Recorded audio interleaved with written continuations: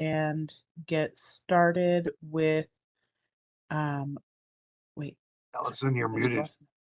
Oh, no, am I? I can hear you. Yeah, I can hear you. Okay, I was like, oh, it says I'm not muted. Sorry. Okay. We will go ahead and get started with approval of the minutes. So are there any changes to the minutes? And Councilmember Medina, can you hear me? Uh-oh.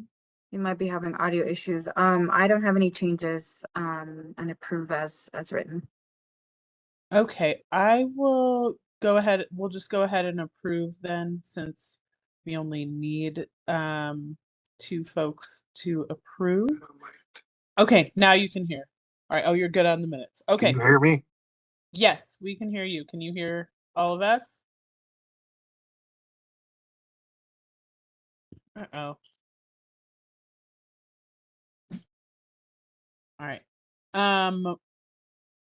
While we try to figure out what's going on with the audio for Councilmember Medina, we will go ahead and see if anybody has any announcements.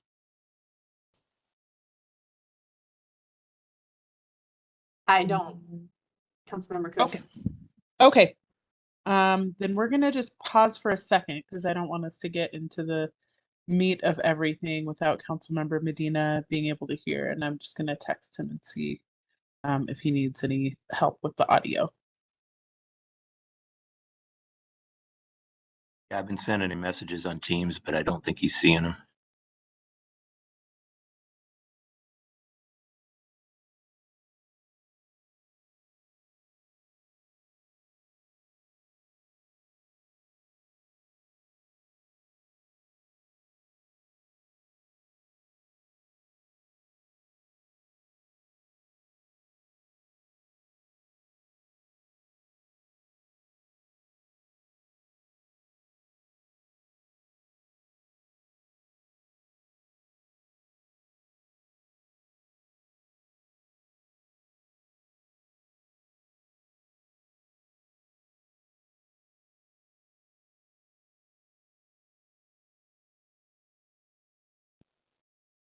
You gotta love technology. There's always something. I had one day where my permissions were weird and I couldn't get any audio or microphone or anything. So we'll see. I'll try messaging in the chat because I don't think he's seeing my texts either.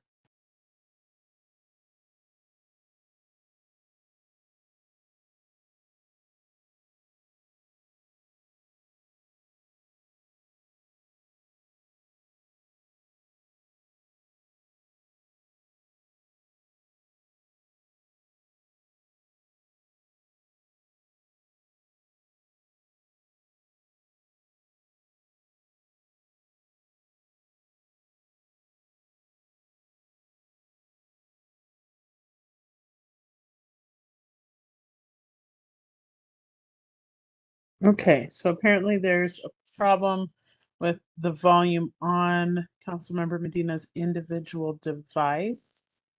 I'm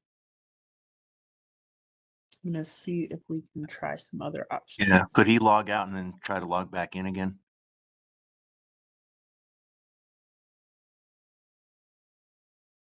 I will ask him.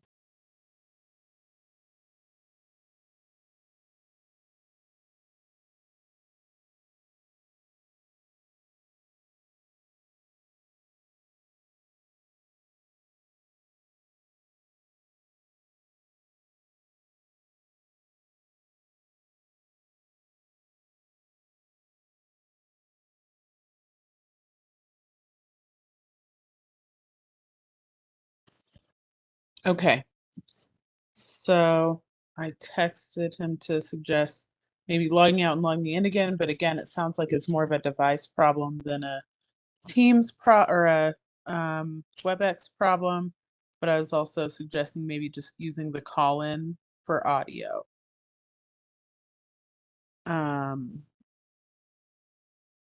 You can hear? That's it. Okay.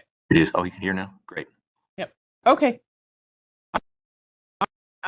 So we will go ahead and move on with the agenda. So we didn't have any announcements.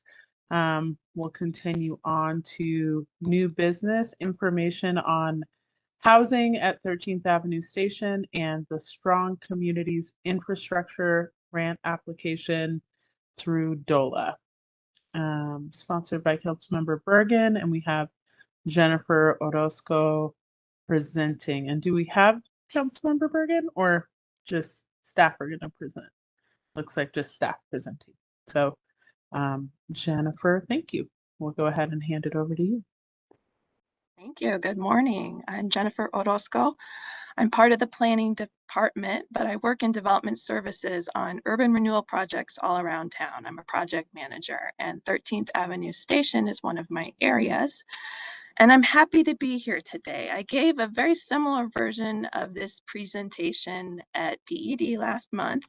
And Alicia was there and said, you know what, it'd be great if you could come and give that same content to the Horns Committee. And so I said, sure, I'd love to. So thank you so much for the invite. I'm here today to give you 3 bits of information. I'm going to lead off with some information about our planning process for the 13th Avenue Station Area Plan. I'll talk a lot about housing at the station that we'd like to get there, and then I'll wrap up talking specifically about the grant that we recently applied for. So let's dig in.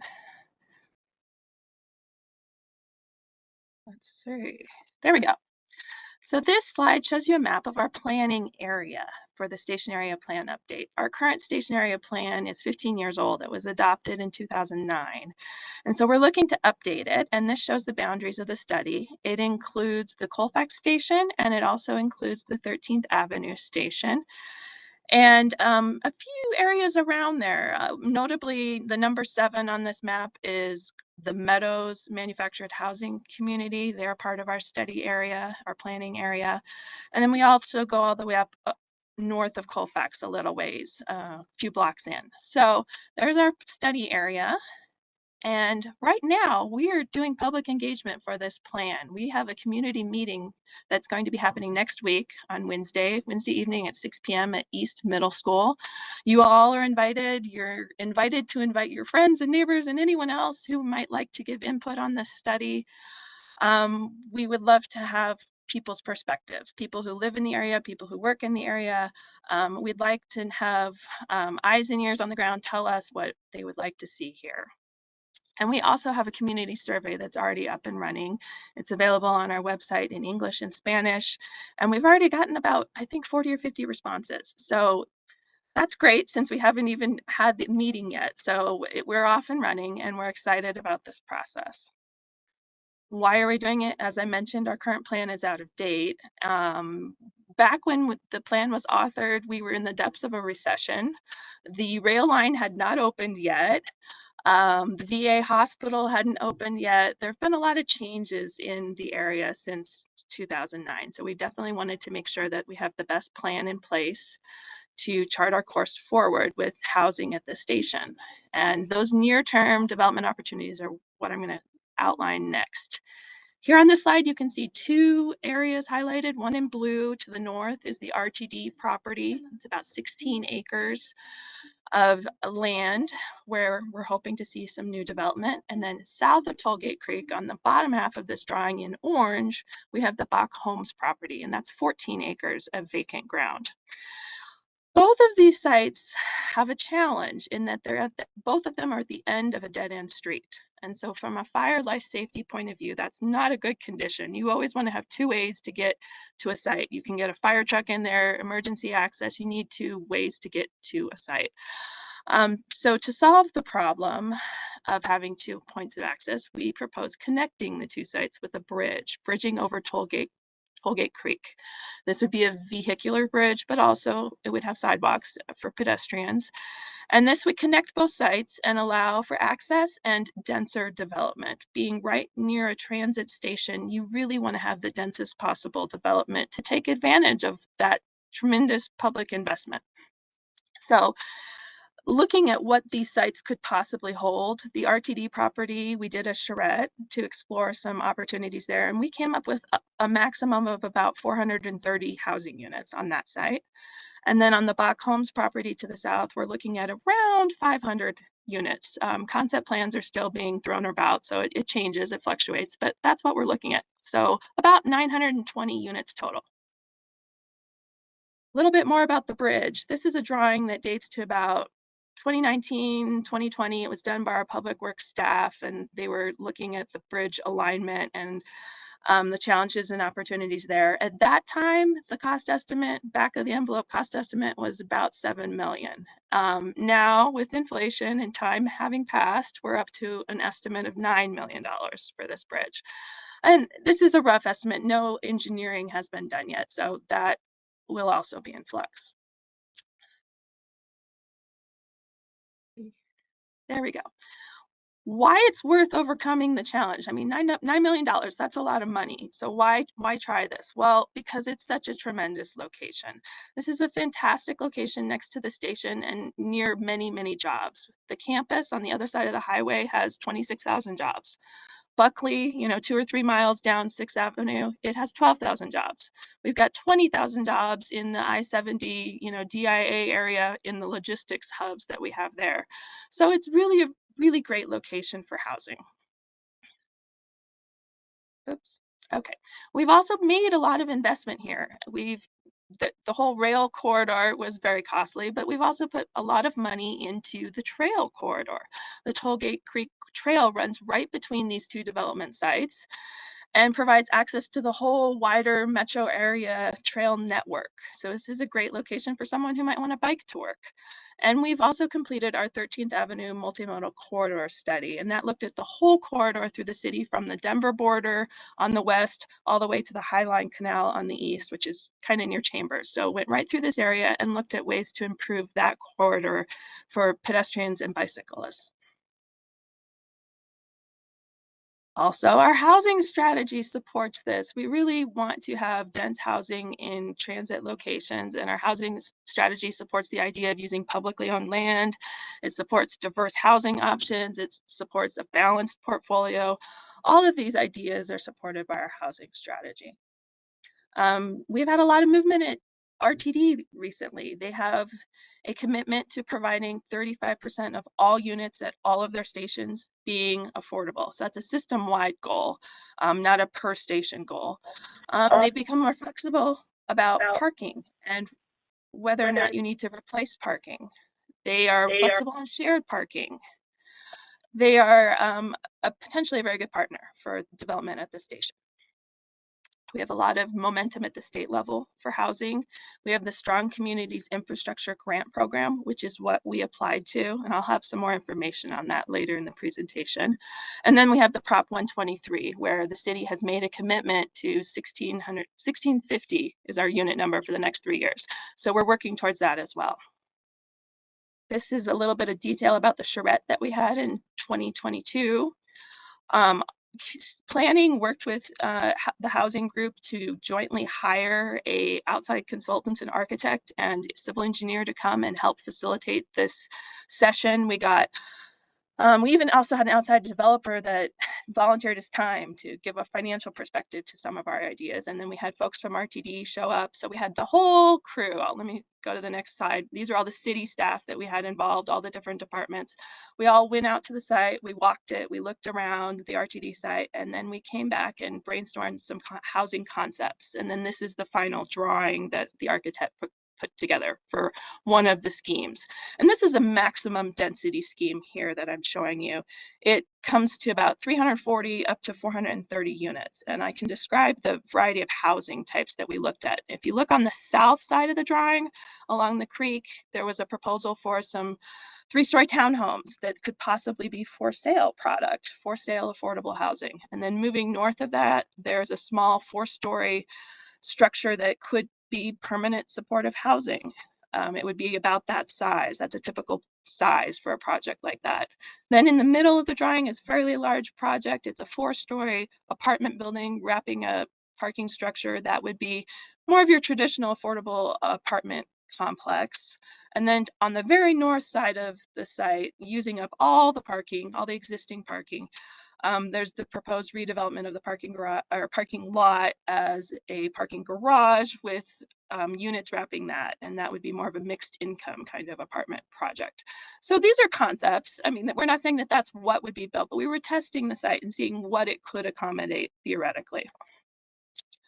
Next, I'll show you some concepts. This is Bach Homes on the south side of the creek.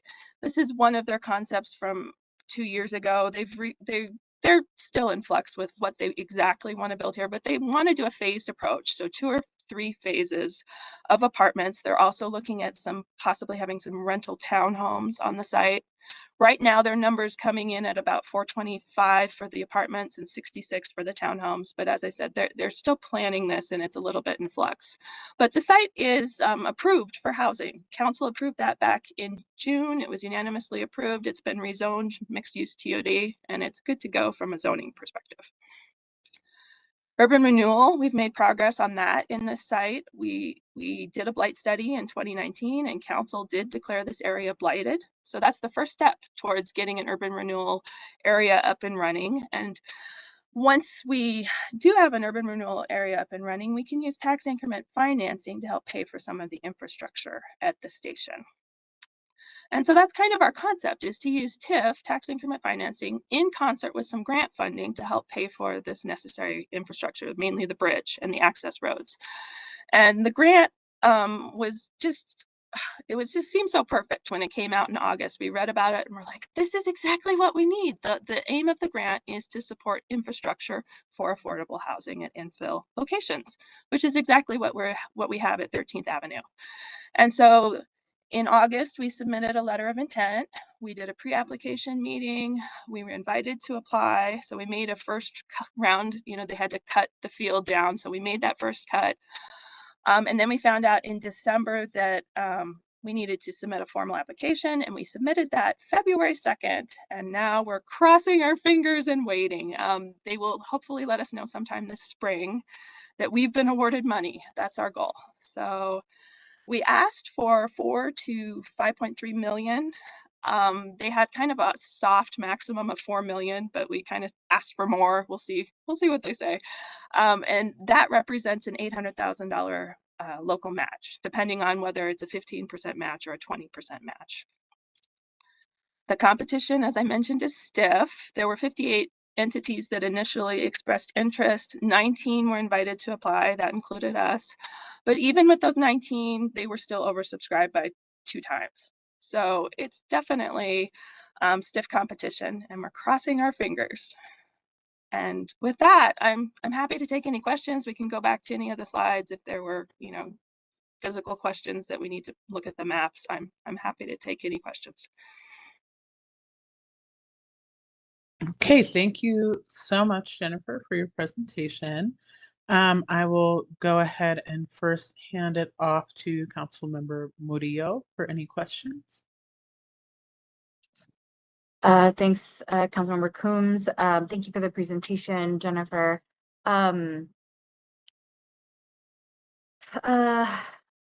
Is there, so I see that the RTD portion of it houses all of the affordable product. In terms of the Bach property, is there any willingness from the developer or openness to including any affordability in their project and not just being market rate?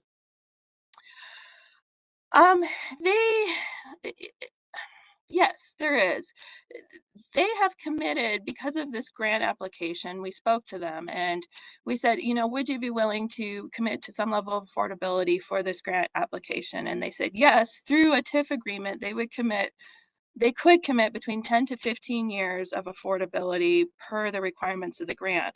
And the grant states that affordable is 140% of AMI or lower. And that's actually a pretty high ceiling. In Aurora, market rate apartments typically come in much lower than 140% AMI. So that's not a stretch for them to commit to that. What we've been seeing, even up near the campus, our fanciest new housing is still coming in below 100% of AMI. It's hitting, 85, 90% of local area median income.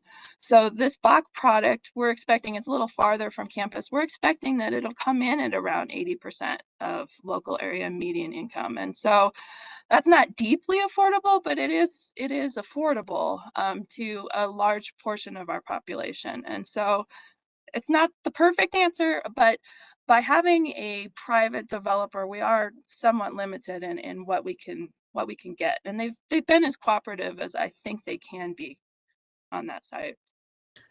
Can I ask a quick follow-up on that? You said local area median income. So are you just talking about the HUD, Denver, Aurora, Lakewood? Are you talking about Aurora specifically, or this area of Aurora? I'm talking about the metro area that the HUD, what CHAFA uses for their financing. Okay, thank you. Councilmember Murillo, do you have any other questions? I mean, we know that AMI does not really benefit Aurora. Yeah, I mean, I think there are really great parts of this presentation, or project rather. The presentation was great. I think I have a little bit of heartburn. Like, there's some great parts, and then I wish there was more willingness from the developer to include more affordability. Is this the old Denver Meadows property? Is that? No, No, okay. not at all. Yeah. Either way, I wish, regardless of what the property was before, I guess I just wish there was more affordability. I get what it could be now, market rate, but the thing with market rate is that changes, and committing to 10 years is not really much of a commitment, from my perspective. So I guess I don't really have questions aside from those. Yeah, and I would just echo that, I think particularly in this specific area, there is a lot of focus on the campus, and the ability to house folks in relation to the campus, and not necessarily looking at the folks that are historically and currently living in that area and the AMI of those folks, because it's the lowest AMI area of our entire city. And so certainly the Denver Aurora Lakewood AMI is not particularly reflective of what's attainable to the people in that area currently, who I know have significant displacement concerns. So I think as we're looking at that housing, it would be appropriate to, at least when we're looking at the city portion, the RTD portion that is going to be affordable, trying to identify where we can some deeper affordability within the project. That being said, I think the bridge answers a huge demand that we have heard over and over and over again from folks living in this area to create more connectivity and to address some congestion and access issues. And so I think that's, it's a really necessary project. I very much appreciate that staff have taken the time to put together a grant, to have conversations with other stakeholders and partners, and to work with DOLA to make that happen, because it'll be huge. Like, that's a major gap in access that community members in that area have repeatedly identified. So hugely important, deeply appreciated, and also still very much appreciated the alignment with the housing strategy. Like, the questions and the comments regarding displacement of existing residents in no way undermine the value and the importance of having that affordability built in on that RTD property. And so thank you so much for that. And then I do see Mayor Kaufman's hand up. I'm gonna let Councilmember Medina first join or first jump in as a committee member and see if he has any questions or comments. Thank you, Councilmember Coombs. Yeah, I think you guys have echoed everything that I was thinking about as well, is that, you know, anytime we can get opportunities to create more affordability and yeah, looking, I think at the broader spectrum of the community that's outside the campus, because I think a lot of it, we have a tendency to focus on that. And, you know, who are we trying to drive into the community as well. And so, yeah, I won't belabor the point, but yeah, thanks for the presentation from where I started, where I could hear. Sorry about that. Yeah, I had a lot of issues on my end. But yeah, I'm glad that we're moving forward and creating some housing to begin with. But I hope that in the future that we kind of really start to key on more of the affordable. So thank you. Thank you, Councilmember Medina. Mayor Kaufman? Thank you. Thanks for the presentation. You mentioned permanent supportive housing. Does that have to be permanent supportive housing, or could that be affordable housing or workforce housing? Thank you. That's a great question, and I need to clarify that. These were all concepts to see what would fit from a size point of view. RTD owns the land, and they will control the RFP process. We'll have input in that, but they will have an RFP process inviting developers to apply for that site. And so we're hoping that we'll get a very creative proposal that includes a lot of diverse housing types. And we're hoping that by showing them this concept, we'll get them thinking about the diversity of housing that could happen there. But it will be dependent on the response to that RFP at a later date. Okay.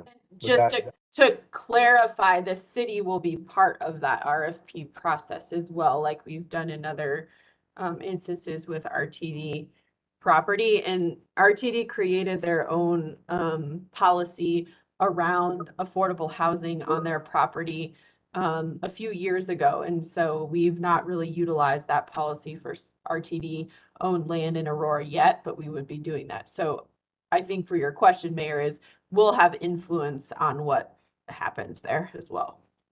Okay. RTD, if I could continue, Madam Chair. Please go ahead. Yeah, okay, thank you. The RTD director for the area, Bob Broom, met with me, and he raised the prospect of could sort of multifamily housing be built over the light rail stop. I think was the question that he had, and so I thought I'd just put that forward.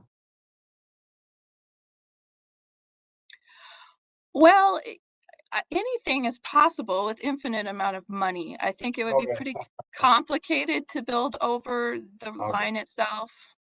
We do have a whole western portion of their property, which we can't really use for housing because you can't get to it. There are no roads to it, and the tracks are in the way. They're a barrier. So that part of the property will likely remain open space. We'd like to see it to be usable open space by the new residents in that area. It'd be great park space. But there are some constraints that are tough to overcome, and building over the tracks themselves would be pretty difficult. And he also raised the prospect of that. I think it's the might be the Iowa station. I'm trying to remember the name of it, but it's kind of between the station that's, what is it, between Iliff and Mississippi, that station.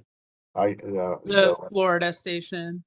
That was called Florida station, where they built parking right up to the station.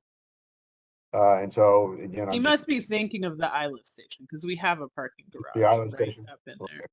Well, there's a parking garage that right up to, and he was wondering if you could do use that as structured parking and build multifamily over it. That is certainly an option. I think it might not be required, though. This station is very underutilized. It's the second lowest ridership in the entire RTD network. On a typical day, there may be 2 cars in the lot. Wow. And so I think RTD is open to being flexible about not needing to provide a lot of parking here because there hasn't been a huge demand. And so Yeah. if we don't have to build a big structure, I don't think we want to. No, They're it's pretty not- costly. I think it was the wrong decision. He thinks it's the wrong decision. The question is, would building housing over it, using that as structured parking, building multifamily above and around it, create more demand by residents that were there living by the stop? That is the hope. That would be the driving force behind that is to really generate some ridership. Okay, well. And I think that's what the different wrapped parking structure apartment buildings, that's kind of the intent, right? Is that then the people who reside there, and that creates some demand for parking, that they have somewhere to park their cars, that we're not saying this is a TOD, so we need no parking. Correct. So, exists. and I think Yeah, I that, think- you know, yeah. the wrapped buildings is a great I idea. think it was bad planning to put a parking structure right, you know, when you should have done housing, but it is what it is. But, so those were his questions. Then, I have one, there is, a parcel. Now this is further north on Colfax. They're on the south side of that light rail stop. There's a vacant piece of ground. Is that large enough to be, it seems a little small. So it's just kind of, it would be just south of the Anschutz Medical Campus on Colfax.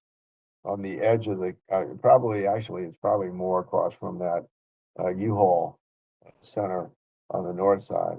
On the south side, you have that vacant parcel. Is there any, and next to it is some retail on the west side. And then, so it borders, the vacant ground borders Colfax on the south side. And then the light rail stop to the east of that. Is that, I know that's not under discussion right now, but has it been under discussion before? Not as a housing site, no. It's kind of a difficult little, I think it's only like 1 acre. It's a very small little remnant from once they kind of barreled through there with the light rail line. And there are some little remnants around that area that are related to the construction that RTD is they're working with our city to kind of wrap up the project and transfer ownership of the remnants. And I think that it's more applicable to that discussion than a housing discussion. Okay. That's all. All right, thank you, Mayor, and thank you, Jennifer. That separate discussion of the remnant parcels could be interesting for public art and other ideas, which we could discuss when that conversation is coming up. So I think that's all for questions, and those are all the questions that I had, and everyone's had an opportunity to speak. So thank you again. And then for council members Medina and Murillo, do you approve moving this forward to a study session? That's the question, right? Or no, this was information only, no study session. Okay, awesome. Well, thank you again for taking the time to be here. We appreciate it, and look forward to seeing how things proceed. Thank you. Oh, and we'll let folks know about the community meeting so that you can get as much input as possible. Yes.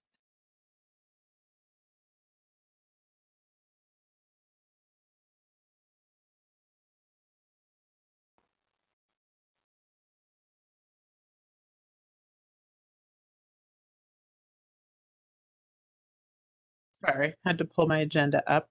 So our next item is the CDBG sub-recipient agreement with Archaic Group for the administration and implementation of the single-family minor home repair program, and that will be Alicia. Good morning, council members. Good morning, Mayor and everyone. We have a quick presentation on a RFP proposal that we are doing to retain a partner that will help us with the many applications that we are getting for rehab programs. And Sarah Carroll will do that presentation, so I'll pass it on to her.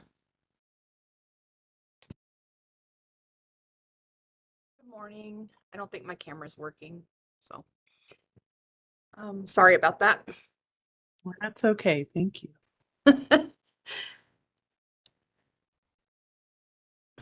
So, earlier this last spring, we did a minor home repair request for proposal. We had to do it a couple of times, unfortunately, and we only received one proposal. Next slide, please. So our minor home repair provides financial and technical assistance to low and moderate income single family homeowners here in the city of Aurora. That can include single family homes, condos, townhomes, but not multifamily homes unless they are in like a duplex and they own the one side of the duplex. We help with health and safety conditions first. We can do weatherization and plumbing items, electrical repairs, like updating their electrical box and things like that. Next slide, please. So the request for proposal was a business document that we worked with our purchasing department to put together. We used our community development block grant rules and regulations from the U.S. Department of Housing and Urban Development to create that request for proposal. Next slide. The process started in March of 2023 when we released the RFP R2368, and we received only one proposal for the minor home repair program. Next slide. We had city staff evaluate the response that we received, and they only had an average score of 69.6. Next slide. And we met with them to learn about them and ask them questions of where we were concerned about some things with the proposal. Our TAEC group works in education, hospitality, and they also do home repairs, but I put a lot of this information over here. So they do housing and multifamily so that you could learn a little bit about their team. They were a great team that we met with, and we were really excited about the answers that they gave us when we met with them outside of the proposal itself. Next slide, please. So our recommendation is, next slide, to approve our TAEC group for a one-year agreement with an option to extend for 4 additional years. We currently only have one full-time employee that splits their time between our minor home repair program, essential home repair program, and our home loan repair program. We've told HUD that we can do approximately between 30 and 50 homes per year, but we're only averaging between 17 and 20 per year because we only have the one FTE. So having our TAEC come online would be really helpful in getting more homes done and helping our residents here in Aurora. Next slide, please. So our question is, does the Horns Committee support the recommendation to move our TAEC group to full council for consideration of the one-year agreement with the possibility of an extension of up to an additional 4 years? Thank you for your time. Do you have any questions? Thank you, Sarah. Does anybody, Councilmember Murillo, do you have any questions? No questions on my part, but I support moving it forward. Okay, Councilmember Medina? Same thing. Yeah, I like the idea and I'm hopeful we'll push it forward. All right, thank you. And Mayor Kaufman? No questions. Thank you. Okay.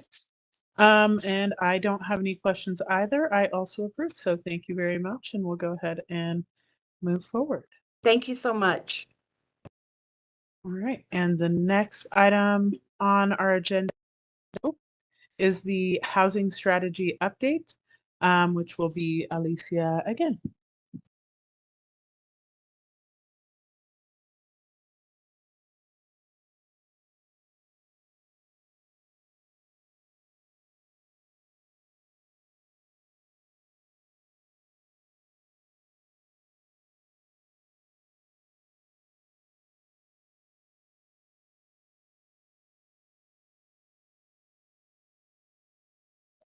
Okay, can you guys hear me okay? Yes. Okay, awesome. Thank you. Sorry about that. All right, well, good afternoon, Alicia, or morning, Alicia Montoya, Housing and Community Development Manager here in the city of Aurora. I have been bringing an annual update on our housing strategy, the efforts that we are doing towards the housing strategy and our achievements. Today, we're also going to talk about focus. Where are we going in 2024? So there's, I'm sorry, 1 second. I think I'm sharing the wrong screen. Sorry about that. It's my turn with technology.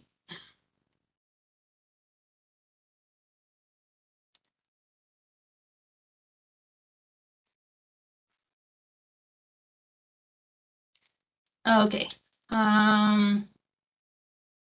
Okay, that's better. Sorry about that.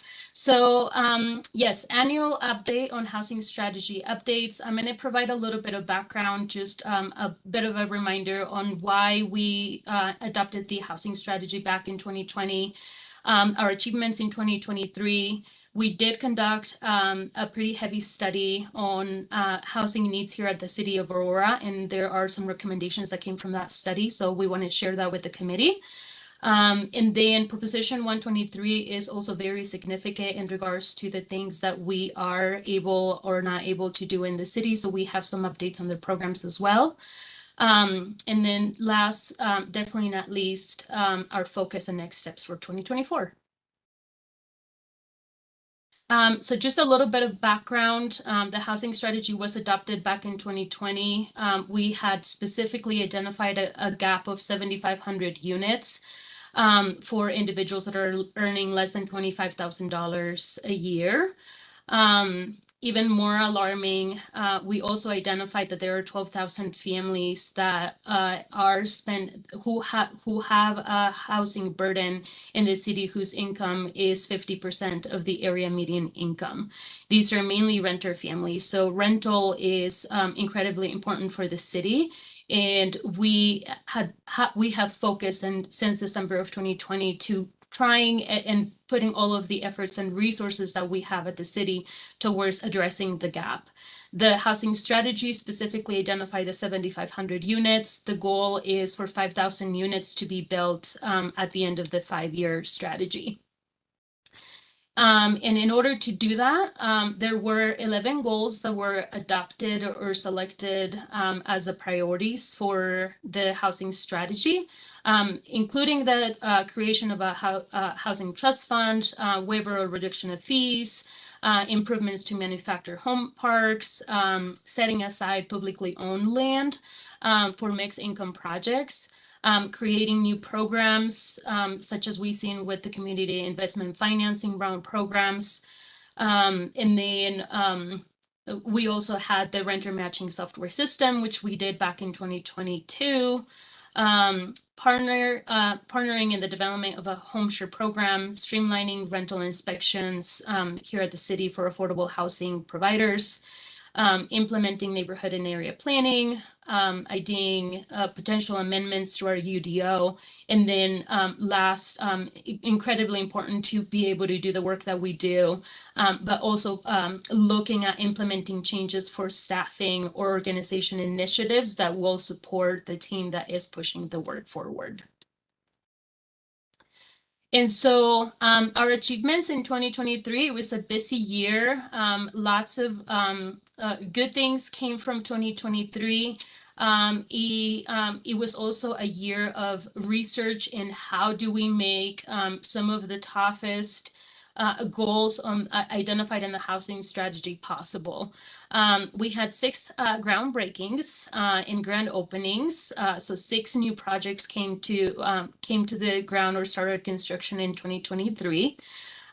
We made a lot of efforts in regards to connecting with our development community, teaching them about the programs and the resources that we have available here at the city of Aurora, including providing them resources and access to those services and programs that we provide, including webpage updates. We created a handbook specifically for our affordable housing developers. so that we can guide them and so that they know what it is, or what they would be walking into by entering into an agreement with the city of Aurora that specifically focuses on creating affordable housing units in the city. So we did a lot of training. There's new training that was implemented. We also brought to the city a new program, which was the Emergency Mortgage Assistance Program. And then we created, so this helped us meet another goal of the housing strategy. We created a 3-phase annual review process to monitor the quality and safety standards of our units, affordable housing units in the city. That was created in 2023. We began to implement that program towards the end of the year. And right now we're working with the property managers on the different things that we have been finding, having conversations and updating them, providing them resources. Really the goal of the program or the annual reviews is that we know where we're at in regards to the units, what things need to be changed according to housing quality standards, and that we guide them towards ensuring that the units are up to date according to housing quality standards. We also created a new RFP, really a new program that is helping us utilize city-owned land towards affordable housing. So we created a new RFP. We issued that first RFP for our first parcel that we actually acquired in 2022 as our first land banking deal. We issued that later in 2023. We received 7 proposals for that land, and we selected Mercy Housing as the developer who is going to be developing the affordable housing units for that property. We also worked on clearing up other properties. So back in 2022, we had identified 8 parcels that we could possibly utilize. And as we get more information, we're also working on updating and making sure that the parcels are zoned correctly, that they have access to the services that are needed for these projects, and all of that good stuff. So we actually cleared 3 other ones, including a demolition over Emporia, to try and make that parcel available for use on this new RFP program, really utilizing City of Aurora owned land towards affordable housing. We submitted our Proposition 123 commitment. Thank you to Council, Mayor, and everybody for your support. Aurora was one of the first city to really commit towards Proposition 123. And so that was really helpful. And we're hoping that we can bring as much funding as possible from Proposition 123. We in 2023, we actually increased our pipeline to 2,250 units. So between the adoption of the housing strategy at the end of December 2020 to December 2023, we increased our pipeline to 2,250 units. And then last, definitely not least, on policy and housing development, we implemented a new study to help us identify revenue streams or revenue resources to identify what else can we do. We are putting everything that we can possibly at the table to create as much affordable housing as we can to really try and tackle that gap of the 7,500 to 12,000 units that we have identified. But is there anything else that we should be doing or should be looking at? And so we did that in 2023, and I will be talking about those recommendations here in just a little bit.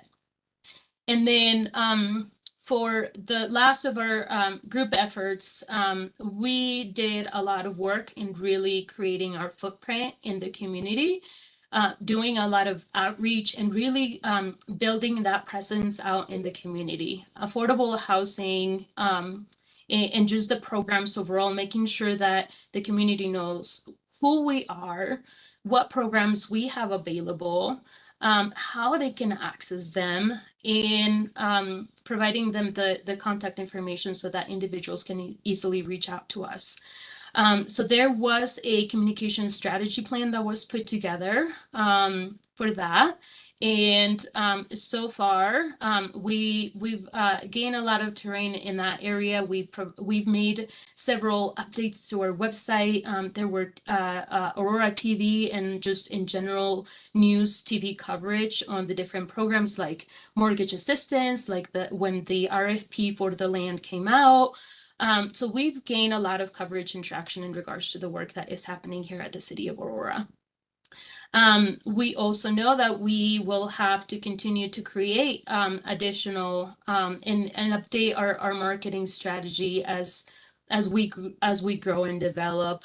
We have also created a specific housing strategy or for a specific housing study engagement plan that we will move forward should we receive support for the recommendations that I'm going to present here in a little bit.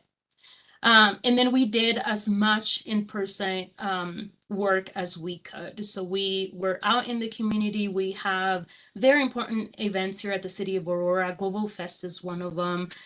We have classes every other Saturday at libraries that are in person.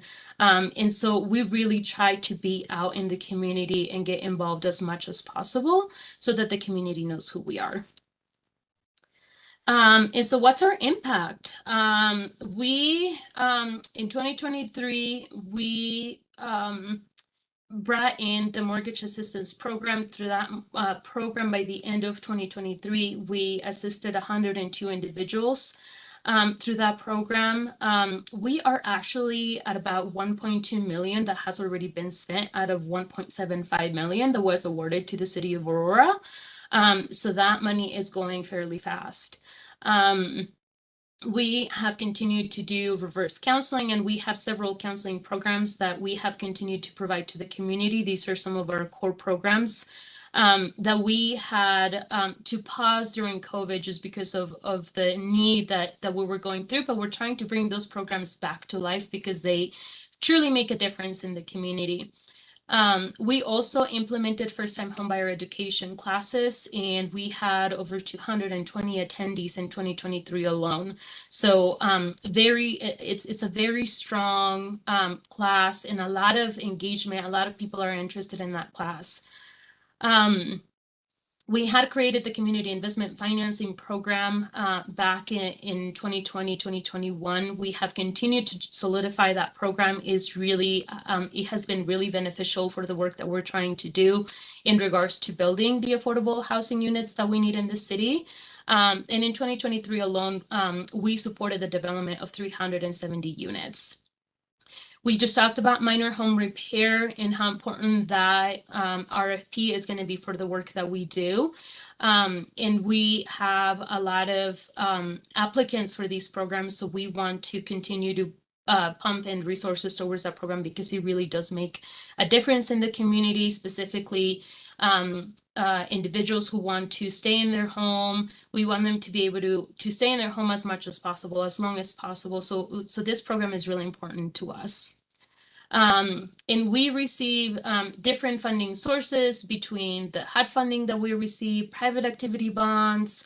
We had ARPA dollars still in 2023. And so overall, we had about 38.4 million that we spent in 2023. I can pause there for questions if anybody has any questions. All right, are there any questions, Councilmember Murillo? Not at this time. All right, Councilmember Medina? Not either, thank you. Mayor Kaufman? Oh, sorry. Okay. And I do not have any either. I think I'll have some as we're talking about the next steps, but definitely thank you guys for everything that you have done up to this point. Thank you. Okay, so I will move into Proposition 123. What does that mean? In regards to affordable housing for the city of Aurora. There are 6 programs that were created through Proposition 123, and some of those programs are actually still in the making. So they're not out yet. Funding is not available yet. We are not able to submit applications yet. However, we want to be ready for whenever these applications become available. And so we have created a team internally that is basically on the lookout for the applications, so that when the applications become available, we can prepare for the application as soon as possible.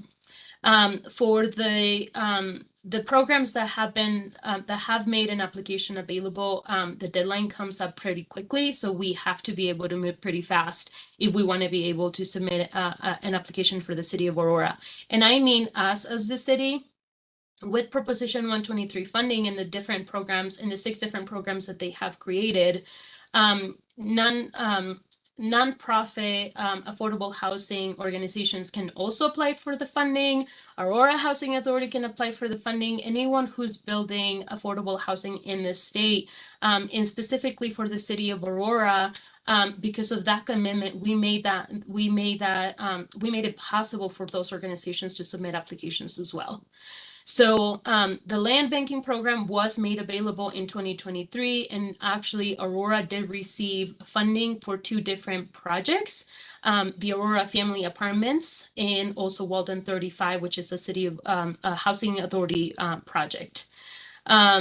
We also had the modular and factory built financing program. This is a program that's really being run by CHAFA. And Aurora did receive an award also for Videra, that's the name actually of the applicant, to be able to bring modular and factory built housing to the city of Aurora. They're looking at 316 units, so those are all brand new units that are coming to us thanks to Proposition 123. And then we also submitted a grant, an application for the program serving persons experiencing homelessness. We know we were awarded funding, but we don't know how much, so that's still to be determined. All right, and so going back to why we did the housing study. So there was a grant that was made available to help us with the study that we had done back in 2019 to help us identify where can we make the change. What is that change going to look like, and is it realistic and possible for the city? So we've identified that we have a gap, but how are we going to get there? And so the state had actually issued the 1271 planning grant, or the IHOPE grant, that we submitted an application for. The application was approved, and we had budgeted about $150,000 towards hiring a consultant that would come in and tell us, look at the landscape in the city and say, hey, these are things that may be possible that could bring you the additional revenue that you need to close your gaps. And so we did that in 2023. We utilized the funding that we had received from the state to conduct that study. And 5 recommendations came from that study. These are simply recommendations. Myself and my director, Jessica Prosser, we would like to spend more time talking one-on-one about what these mean, and be able to answer questions by just to introduce them.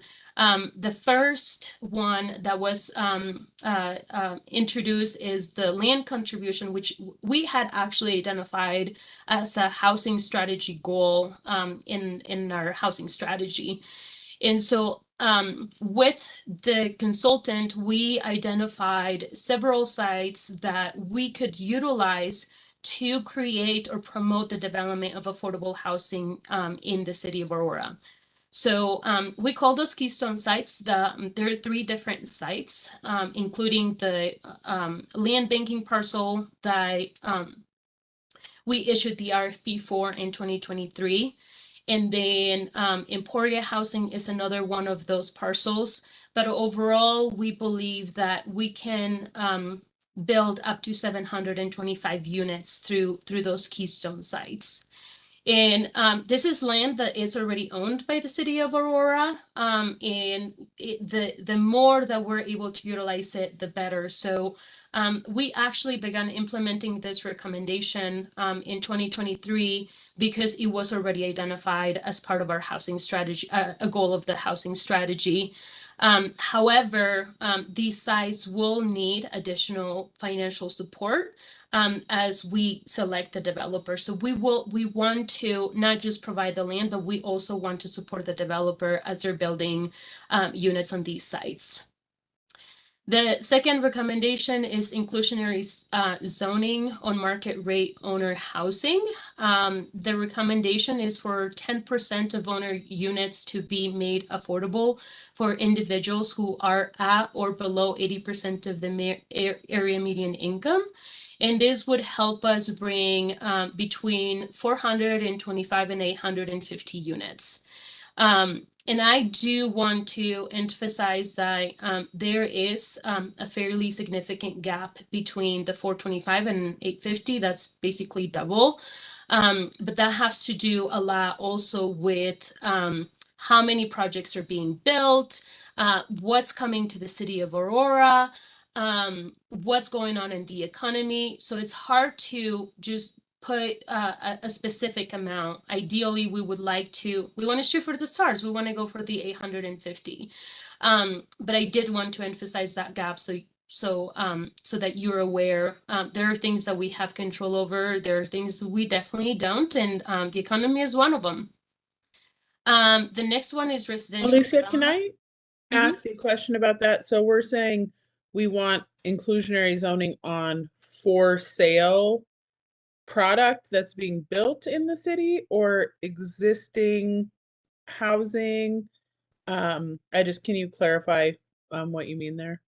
Absolutely. That's a great question, actually. Inclusionary zoning and the 10% would apply to any residential development. So whether it's for sale or rental housing, if there's a new project that is coming to the city of Aurora, the recommendation would be that we adopt an ordinance that says 10% of those new units must be affordable housing. Developers do have to have an option, so they would have to either build the 10% of the units on their project or pay a fee that we would have to define as the city. The next one is the residential development impact fees. And there's also commercial impact fees. I'll go over those two together. Same but different. One impact fee would be focused just on residential development, so all of the new housing that comes to the city of Aurora. And then this other fee would be just for commercial development, so retail, warehouse space, hotel, commercial. It would be at $3 per square foot for residential, $3 per square foot for retail and commercial office and hotel space. And then $1 per square foot for warehouse uses.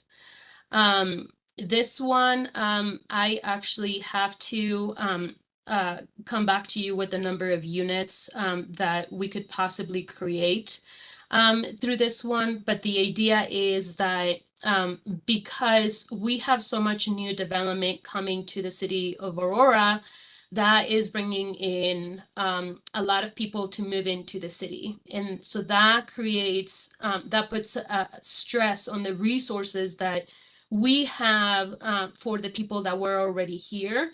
And we're having to maximize all of our resources. And we can't really do that if we're not finding new ways to create revenue to accommodate for the new affordable housing that we need to help people stay in the city and create stable housing, not just stay here. We see everything from individuals who are struggling to pay their home to individuals who are experiencing homelessness. So in order for us to help with the growth that is happening, the idea is that we look for support in our community to try and pay for the additional housing that we need in the city. And then the last recommendation, definitely not least, this is a big undertaking, but there is also a recommendation for a voter-approved affordable housing bond.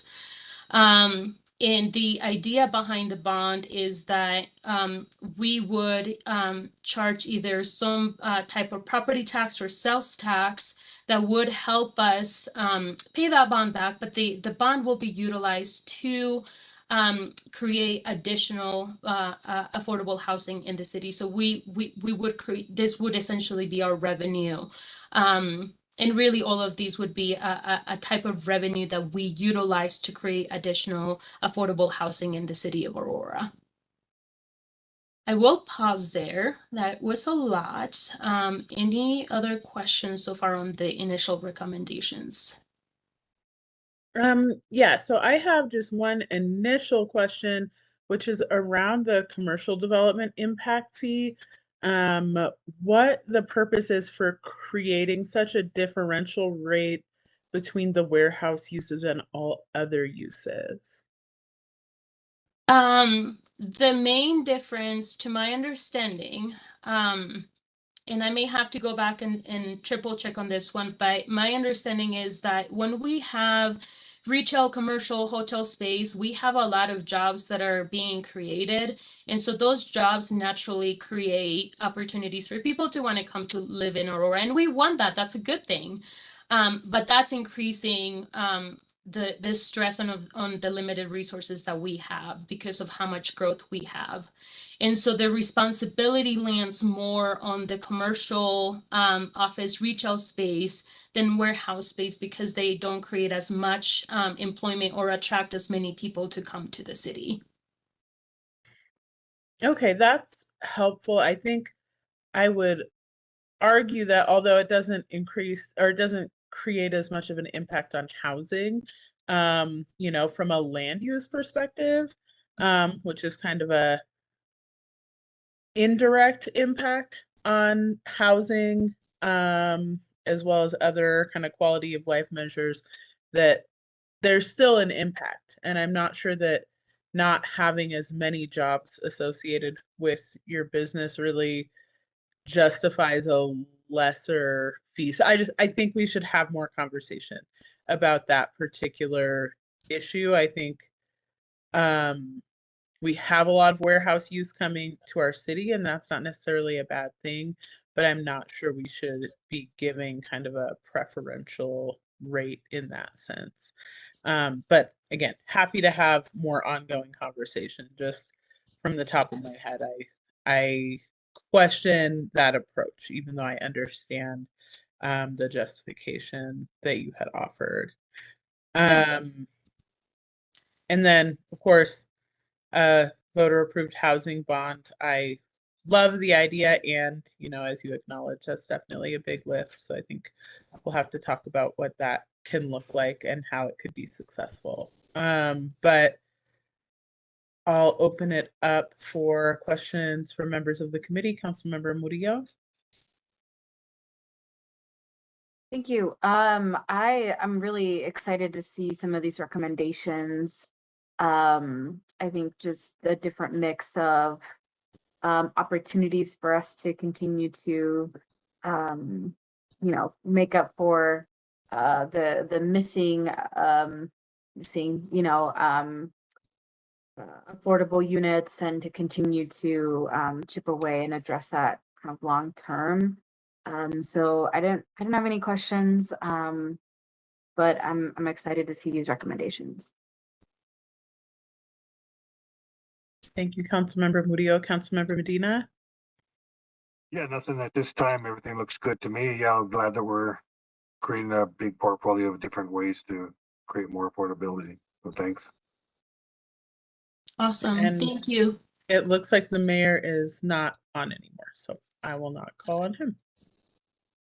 Okay, yeah, and these are recommendations, and the idea is that we spend more time, specifically one-on-one time, with each of you, so that we can explain um, more of what it would look like when if we decide to put something or any of these recommendations in place, what that would actually look like, the impact that it would have. And then we obviously want to make sure that you feel comfortable and know the impact that it would have in the city firsthand. So um, that leads me to my next slide. But before I go into next steps and timeline, I do want to talk about just super quick the importance of spreading the cost, and the reason why these recommendations were selected is because the idea is that we try and spread the cost amongst everyone who is impacting or is being affected by or is creating some sort of effect in the city for affordable housing purposes. So whether you're an individual that's moving into the city and we need to create more affordable housing because you're moving in, or because you're a developer and you're bringing in more units and then attracting that growth. Really, the recommendations are trying to spread the cost across the way so that it doesn't land just on the city. And then last, definitely not least, we'll be having those conversations one-on-one with council members, the mayor. We will bring a presentation also to the spring workshop to talk specifically about housing, all of the efforts that we need to do, and the focus that we need to take to move forward.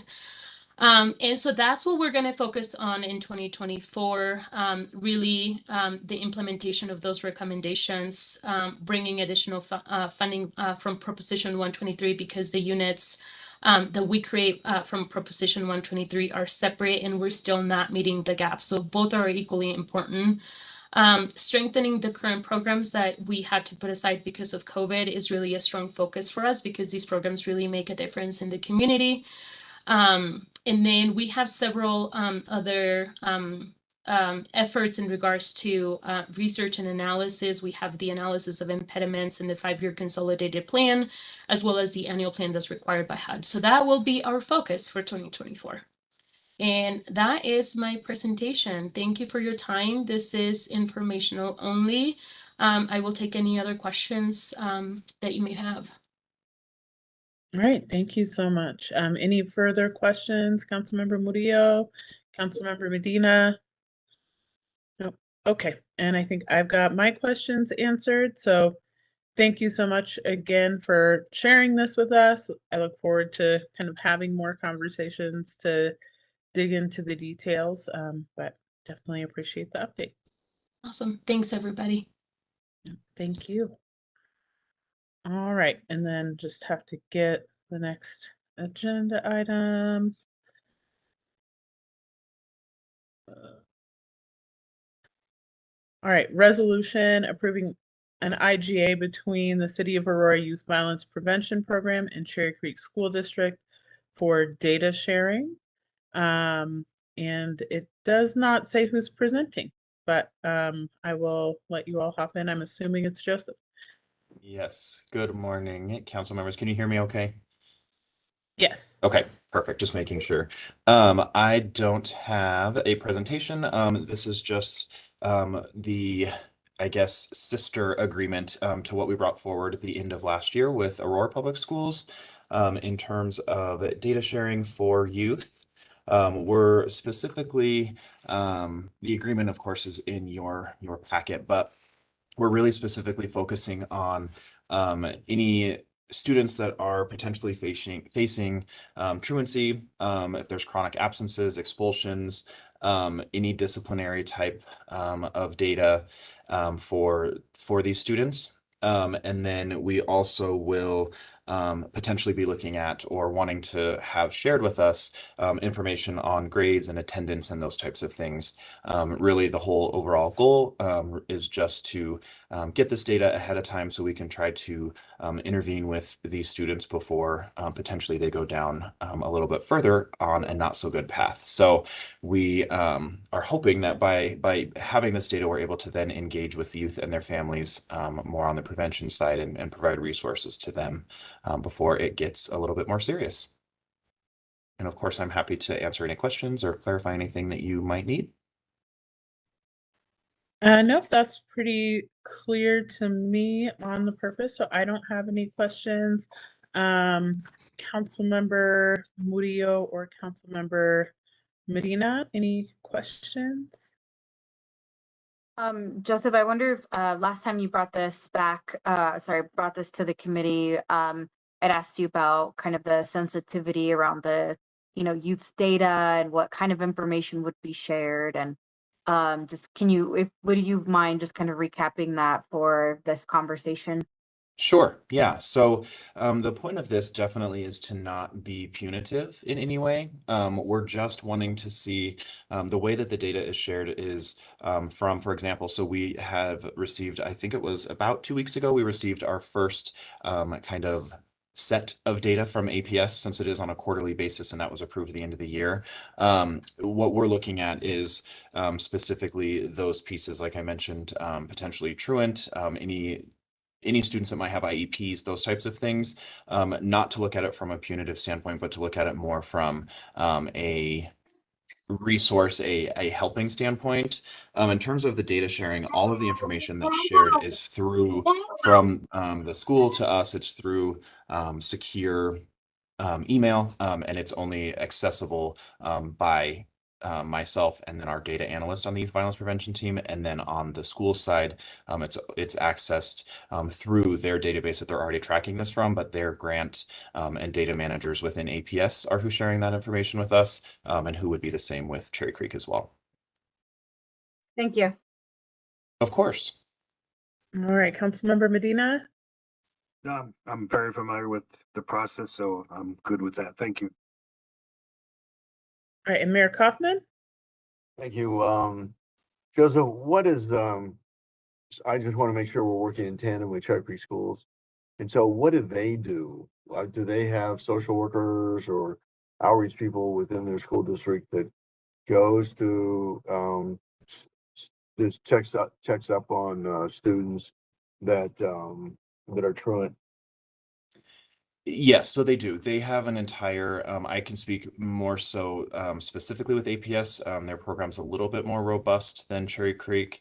They do have an entire team of essentially community engagement individuals that are serving as the liaison between the school district and the families in the districts, or in the district. And then they also have all of the counseling staff that are in the schools as well. So they're all kind of working simultaneously. What we're doing right now is we're compiling and going through the data that we received from APS a few weeks ago. And then what we will do is reach out to those specific individuals within APS that are working with those families potentially. To see what, we never want to be duplicative in some of our services or make it more of a burden than anything for them. So we will work with those individuals in the school districts to see what's already being provided, what's been done, and how we can additionally support that. But they do have staff that are reaching out, and of course trying to keep the students from being truant or trying to give them resources and those types of things. We're just trying to serve as a kind of an add-on to what they're doing. So I assume that it's just a belief that those who are truant are more prone to youth violence. Potentially, we're hoping that we can, if they are truant, for example, if we want to use that example, we're just hoping that we're able to try to minimize them from being truant and get them back into class in some way. So looking at if they're truant, then there's probably something missing. And so what would that something be? And how could we try to fill that gap to get them back into school before they maybe turn to a different direction by not attending school? Just clear, if you just make it a little bit more clear about how we're working with the school district and not working separately, but working with them. I'm sorry, say your question again. It broke up a little bit on my end. How we're working with the school district, with those people that do the outreach, as opposed to working separately. I think this is just going to enhance our partnerships that we have with the school districts, which is what we want to make sure that we have strong partnerships with the school districts, both APS and Cherry Creek. And so I think by having this ease of sharing information a little bit more freely will help with that. But then we can also kind of wrap around more than having just APS try to tackle this or just Cherry Creek try to tackle concerns with students. We're able to also utilize the youth violence team, but also the network that we have to serve these students and their families. Okay. Oh, are we hiring additional people to do this, or how does that work? Nope. So it's just with our staff, with our contracted case manager. Currently, our data analyst is the one that's working with both school districts for obtaining the data, going through the data, those types of things. And then it goes to our case manager that we have already on the team, and as well as our program coordinator that's part of the team. Okay, thank you. Yep. Thank you. All right, I think that's all the questions that we have. I didn't see, is there a request that we move forward to study session for this? Yes, that Yes. was going to be my next piece. So, yep.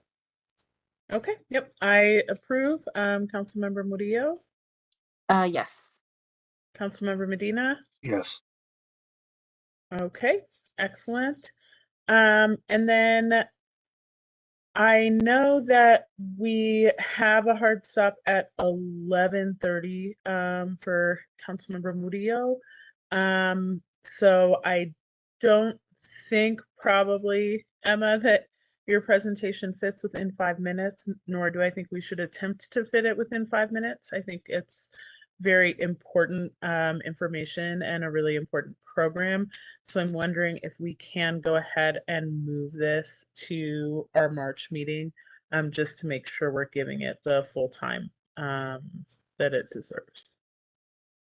Yes, absolutely. This is just an update on the Flex Fund, so it's not particularly timely. We just like to let you all know what we're accomplishing with these funds, and yeah, so we're happy to move that to next month. Okay, absolutely. And I definitely want that information. It is important. So let's make sure we add that to the March agenda. And then other than that, any updates from community members? Don't see any hands raised. So seeing none there, we can adjourn. So thank you all so much for your time today, Everyone. and we'll see you. Well, we don't have on there to confirm next month's meeting.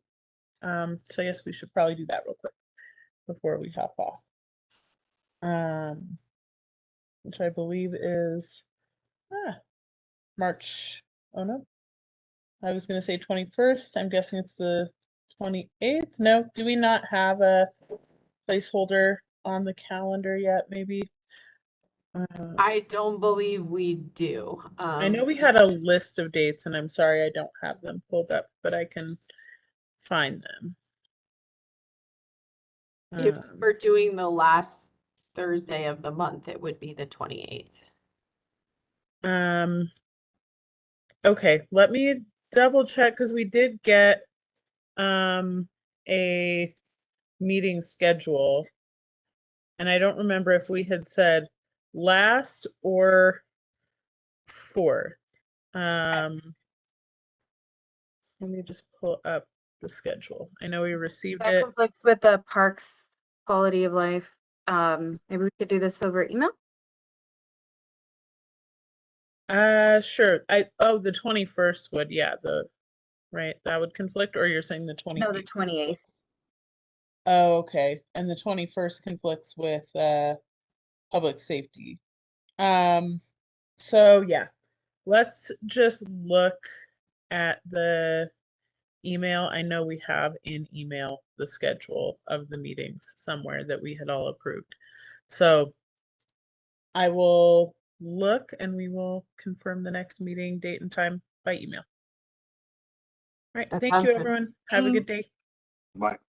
Bye.